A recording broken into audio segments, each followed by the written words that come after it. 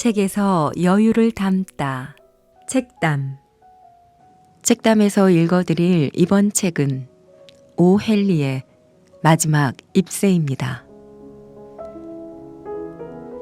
워싱턴 광장에서 서쪽으로 가면 길들이 서로 교차되어 복잡하게 얽혀있는 자그마한 동네가 나타난다. 그곳에 나 있는 내거리들은 짧은 띠처럼 잘려 있으면서 또한 기묘한 각과 곡선을 이루고 있다. 말하자면 하나의 길이 한두 번쯤 그 길과 다시 교차하고 있는 것이다. 일찍이 어느 화가가 이러한 거리에서 기막힌 가능성을 발견하였다. 한 예로 그림 물감이나 종이, 캠퍼스 값을 받아내려고 수구머니 청구서를 들고 이 길에 들어섰다고 치자. 길을 지나는 수구머는 외상값을 한 푼도 받지 못하고 다시 원위치로 돌아와 있는 자신을 발견하게 되는 것이다. 그리하여 이 특이하고 고색 창연한 그리니치 빌리지에 이윽고 예술의 길을 걷고자 하는 사람들이 하나둘씩 모여들기 시작했다. 그들은 18세기식 박공의 어둡고 그늘진 창문, 네덜란드식의 다락방과 같은 값싼 거처를 찾아 돌아다니며 백납으로 만든 컵이나 탁상용 풍로 등을 6번가에서 구입해와 이곳에 예술인 마을을 만들었던 것이다. 벽돌로 지어진 나지막한 3층 건물의 꼭대기에 수와 존 씨의 화실이 있었다. 존 씨는 조안나의 애칭이다. 수는 메인주 출신이고 존 씨는 캘리포니아주 출신이었다. 두 사람은 8번가의 레스토랑 델모니코에서 식사를 하다가 알게 되었다. 치커리 샐러드나 비숍 슬리브, 화풍에 대한 두 사람의 취향이 너무나도 딱 들어맞았기 때문에 공동 화실을 마련해 함께 지내기로 한 것이다. 그것이 지난 5월의 일이었다. 그런데 11월이 되자 의사들이 폐렴이라고 부르는 냉혹하고 눈에 보이지 않는 이방인이 거리 곳곳에 몰래 숨어들어와 그 얼음장 같은 손톱으로 사람들을 마구 핥히며 돌아다녔다.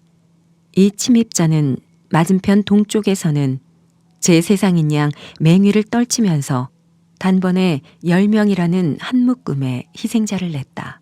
그러나 이 냉혈한도 비좁고 이끼가 무성한 내거리의 미로에서는 그 발걸음이 둔해졌다. 이 폐렴 씨는 이른바 남자의 기사도 정신을 갖춘 노신사는 아니었다. 피 묻은 주먹을 움켜쥐고 씩씩대며 가쁘게 숨을 몰아쉬는 이 늙은 협작꾼에게 캘리포니아의 미풍을 받으며 자란 핏기 없고 가냘픈 작은 여자의 몸뚱아리 따위는 아무리 봐도 배를 채울 만한 먹이라 할 수는 없을 것이다. 그런데도 그놈은 존 씨에게 달라붙은 것이다. 존 씨는 조잡하게 페인트 칠을 한 철제 침대 위에 거의 손가락 하나도 꼼짝하지 못하고 누워 있었다. 그리고 옆에 벽돌집 건물의 높다란 벽을 조그만 네덜란드식 유리창 너머로 바라보고 있을 뿐이었다. 어느 날 아침 바쁘게 환자를 돌보며 다니는 의사가 덥수룩한 회색 눈썹을 움직이며 술을 복도로 불러냈다. 이거 10중 8구는 어렵겠는데? 그는 체온계를 흔들어 수은을 떨어뜨리면서 말했다. 본인에게 살고 싶다는 의지가 없는 한 그 어떤 노력도 소용없거든. 그런 사람들은 장의사에게 돈 벌어줄 생각만 하고 있으니 아무리 약을 써도 효과가 없지. 저 아가씨는 아무리 해도 자신의 병은 좋아지지 않을 거라고 생각하고 있어. 혹시 저 아가씨가 마음에 두고 있는 거라도 있나? 네, 언젠가 나폴리만을 그리고 싶다고 말한 적이 있어요. 하고 수는 말했다. 그림을 그리고 싶다고? 허참, 그런 것 말고 무언가 깊이 생각에 잠길 만한 것, 마음속으로 간절히 그리워하고 있는 것이 없냐는 말이야. 이를테면 애인이라든가. 애인이라고요? 수는 말도 안 된다는 듯이 되물었다. 남자에게 그럴 만한 가치가 아니요, 선생님. 전혀 없어요. 존 씨에게 그럴 만한 사람은 없어요. 그렇다면 곤란한데. 의사는 말했다. 글쎄, 힘 닿는 대로 가능한 한 모든 방법을 동원해서 치료를 해봅시다. 하지만 환자가 자기 장례식 행렬에 들어설 마차 수나 세고 있으면 약물의 효능은 반으로 뚝 떨어지는 거야. 만약 아가씨가 환자에게 올 겨울에 유행하는 외투의 소매 스타일에 관심을 갖게 만든다면 열의 하나가 아니라 5의 하나의 회복 가능성이 있다고 보증하지. 의사가 떠나자 수는 작업실 쪽으로 가서 종이 냅킨이 흠뻑 젖도록 울었다. 그러고는 화판을 들고 휘파람으로 재즈곡을 불면서 애써 명랑한 모습으로 존 씨가 있는 방에 들어갔다. 존 씨는 이불에 잔물결 하나 일으키지 않은 채 창문 쪽으로 얼굴을 돌리고 누워 있었다. 수는 휘파람을 멈췄다. 존 씨가 잠들었다고 생각했기 때문이다. 수는 화판을 세워 펜을 잡고 잡지 소설에 사용할 사파를 그리기 시작했다. 젊은 작가들이 대문호의 길을 지향하며 잡지 소설을 쓰듯 젊은 화가들은 사파를 그리면서 명화가의 길을 향한 초석을 닦아야 했다. 수가 소설의 주인공인 아이다호주의 카우보이 모습에 말 품평회를 위한 멋진 승마 바지와 외알 안경을 그리고 있자니 나지막하게 중얼거리는 작은 목소리가 들려왔다. 그녀는 급히 침대 곁으로 다가갔다. 존 씨는 두 눈을 크게 뜨고 있었다. 그리고 창밖을 보며 숫자를 그것도 거꾸로 세고 있었다. 12 하고 그녀는 말했다. 그리고 조금 뒤에 11, 또 조금 있다가 10, 9, 그리고 동시에 8, 7 헤아리고 있는 것이었다. 수는 궁금해서 창밖을 내다보았다. 무엇을 세고 있는 것일까? 어두침침하고 을씨년스런 뒷뜰과 조금 떨어진 맞은편 벽돌집의 높다란 벽밖에는 보이지 않았다. 그 벽돌로 된 벽의 중간에 뿌리가 썩어 울퉁불퉁하고 오래된 담쟁이 덩굴이 찰싹 붙어서 뻗어올라 있었다. 차가운 가을바람은 그 잎들을 덩굴에서 흔들어 떨어뜨리고 벌거숭이가 되어 해골 같은 가지만이 다 허물어가는 벽에 달라붙어 있었다. 얘, 뭐를 세는 거니? 수는 물었다. 6. 존 씨는 속삭이듯 말했다. 점점 빨리 떨어지고 있어. 사흘 전에는 그래도 100개나 달려 있었는데 세고 있으면 머리가 아플 정도로 많았는데 하지만 지금은 간단해. 봐, 또 하나. 이제 5개밖에 안 남았어. 5이라니 도대체 뭐가? 얘 뭔지 말 좀 해봐. 잎새. 담쟁이 덩굴에 저 잎새 말이야. 마지막 잎새가 떨어지면 나도 가야겠지? 난 사흘 전부터 알고 있었어. 의사 선생님이 그렇게 말했을 거야. 그렇지? 세상에, 그런 바보 같은 소리가 어디 있어. 나는 그런 말을 절대 들은 적이 없어. 수는 당치도 않다는 투로 존 씨를 나무랐다. 네 병이 좋아지는 것과 담쟁이 덩굴의 마른 잎하고 무슨 상관이 있어. 그래, 너는 저 담쟁이 덩굴을 아주 좋아했었지. 너도 참 바보구나. 하지만 너무 바보 같은 소리는 하지 말아줘. 의사 선생님이 오늘 아침에 그랬는데 네 좋아질 가능성은 어떤 식으로 말을 했었더라? 그래, 10중 8구라고 했어. 이 뉴욕 거리에서 시내 전차를 타거나 새로 짓는 건물 옆을 지나갈 때도 그만한 위험은 따르는 것 아니겠어? 자, 그러니 수프를 좀 먹어봐. 그리고 내가 마음 놓고 그림을 그릴 수 있도록 해줘. 그래야 그림이 완성되면 잡지사에 팔아서 병이 난 우리 아기에게는 포도주를 사주고 먹성 좋은 나는 돼지고기 요리를 사 먹을 수 있잖아. 이제 포도주는 더 사지 않아도 돼. 존 씨는 창밖으로 가만히 시선을 돌리며 말했다. 또 하나 떨어졌다. 싫어. 스프도 필요 없어. 이제 남은 건 4개뿐이야. 어두워지기 전에 마지막 잎새가 떨어지는 걸 보고 싶어. 그러면 나도 저 세상으로 가겠지? 이봐, 존 씨. 수는 존 씨에게 몸을 굽히며 말했다. 제발 부탁이니 내가 그림 그리는 것이 다 끝날 때까지 눈을 감고 창밖을 보지 않겠다고 약속해 주겠니? 내일까지 이 그림을 갖다 주지 않으면 안 된단 말이야. 사실 내가 작업하는데 햇빛이 필요 없다면 커튼을 아예 내리면 좋겠지만 말이지. 저쪽 방에서 그리지 그래? 존 씨는 차갑게 대꾸했다. 여기 네 곁에 있고 싶어서 그래. 수는 말했다. 무엇보다 네가 그런 바보 같은 담쟁이 덩굴 잎을 보고 있지 않았으면 좋겠어. 그럼 그림 다 그리면 바로 알려줘. 존 씨는 눈을 감고 기운 없는 창백한 얼굴로 쓰러진 조각상처럼 꼼짝 않고 누운 채로 말했다. 나 마지막 잎새가 떨어지는 걸 보고 싶어. 이제 기다리기도 지쳤어. 생각하는 것도 지쳐버렸고 모든 것으로부터 집착의 끈을 끊어버리고 아래로 떨어져 가고 싶어. 바로 저기 지칠 대로 지친 가련한 잎새들처럼. 잠을 자도록 해봐. 수는 말했다. 난 범원 씨를 불러서 세상을 등지고 운둔자가 된 늙은 광부의 모델이 되어달라고 해야겠어. 곧 돌아올 테니 내가 올 때까지 얌전히 누워 있어야 해.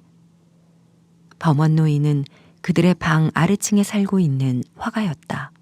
이제 60을 넘긴 나이에 미켈란젤로의 모세상과 같은 턱수염이 사티로스와 같은 얼굴에서부터 도깨비와 같은 작은 몸을 따라 소용돌이를 치며 길게 늘어져 있었다.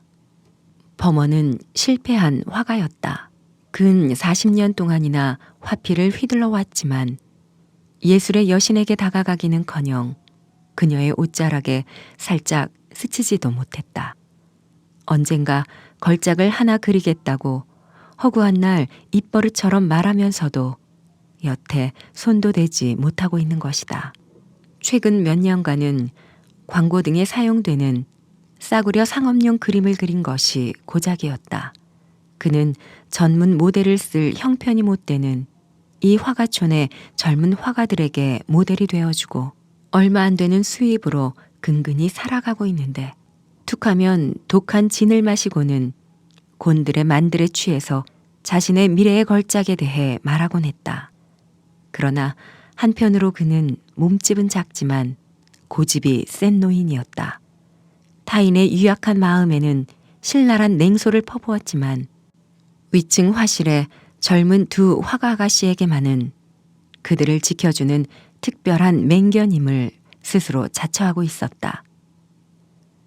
수가 아래층에 있는 범원의 어두침침한 방으로 내려가 보니 그는 노간주 나무 열매로 만든 술 냄새를 한껏 풍기며 앉아 있었다.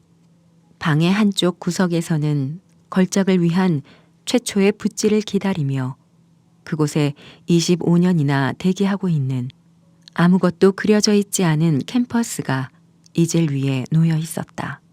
수는 범원에게 존 씨의 허무맹랑한 공상에 대해 얘기했다.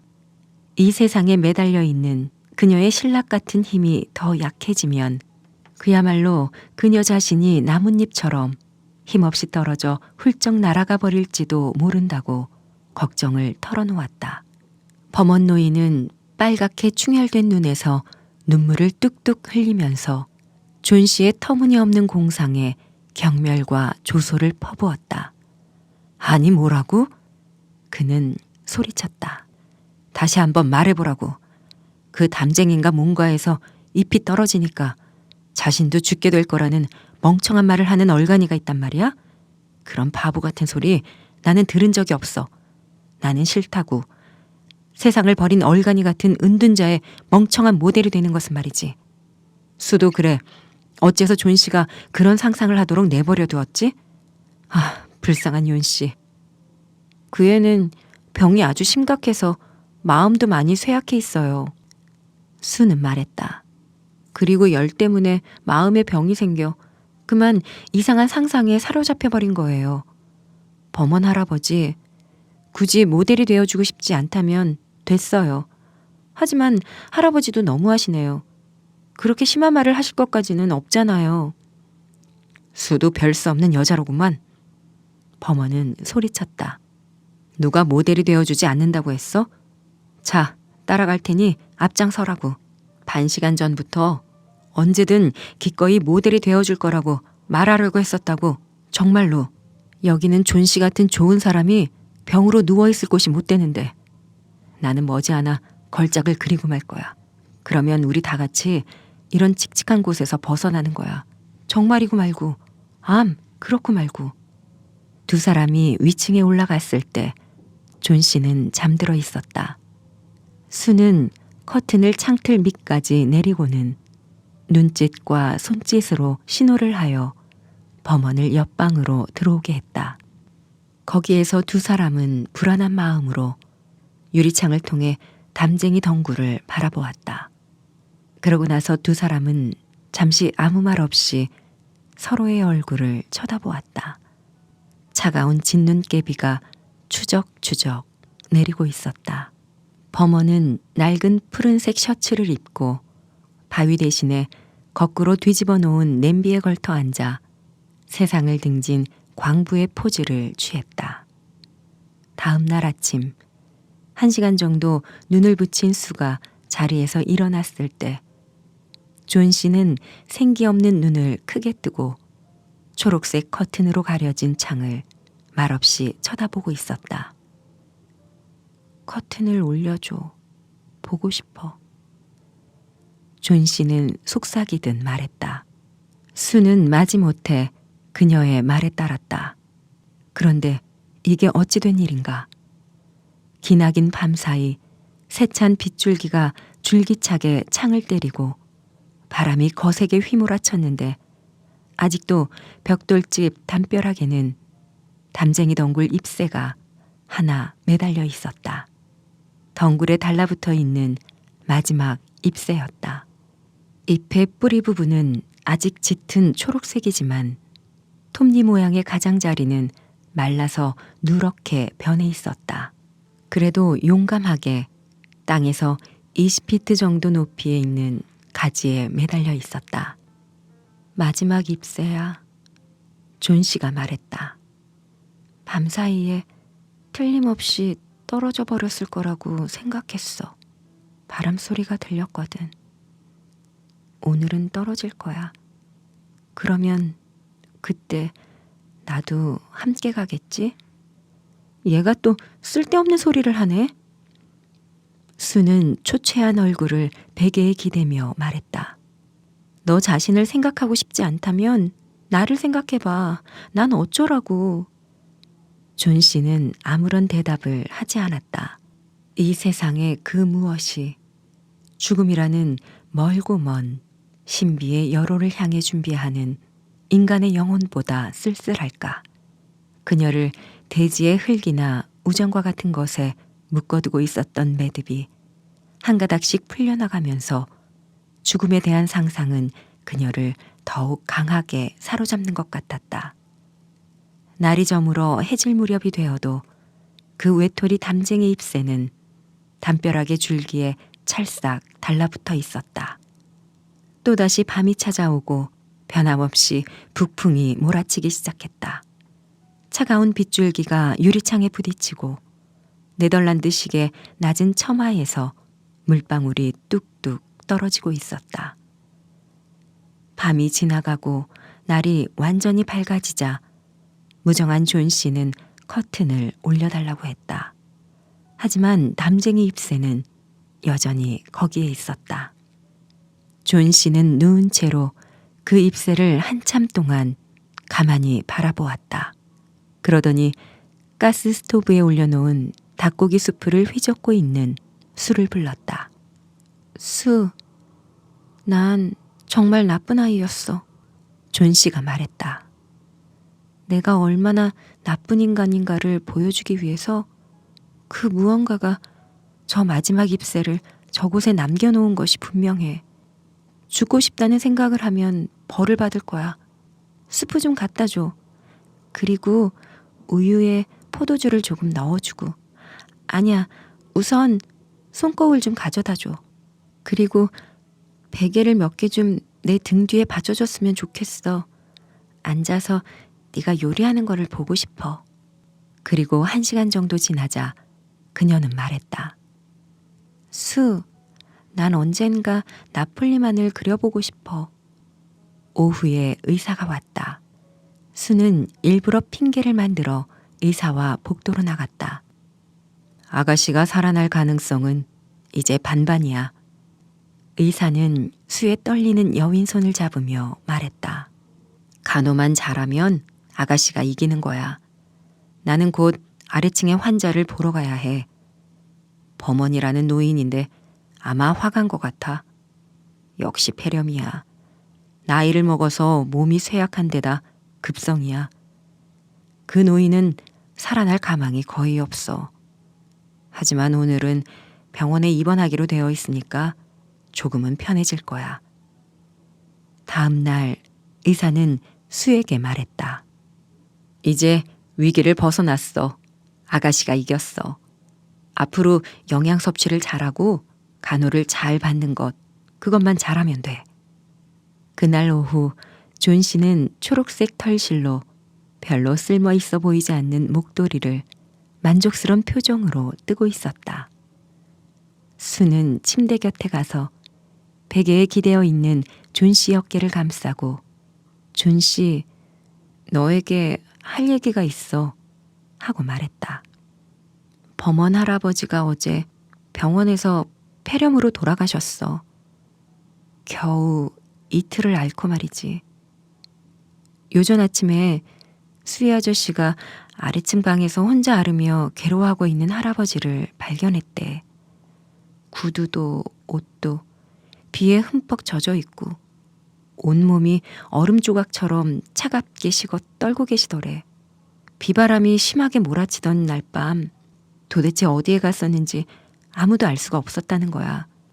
그런데 얼마 후 아직 불이 꺼지지 않은 등불과 사다리가 발견됐어. 주위에는 붓이 몇 개 어질러져 있었고 초록색과 노란색 물감이 섞여 있는 팔레트도 발견됐지. 존 씨, 창밖을 좀 봐. 저 벽에 붙어 있는 담쟁이 덩굴의 마지막 잎새. 바람이 불어도 조금도 흔들리거나 움직이지 않는 것이 이상하지 않아? 존 씨, 저것이 바로 범원 할아버지의 걸작이야.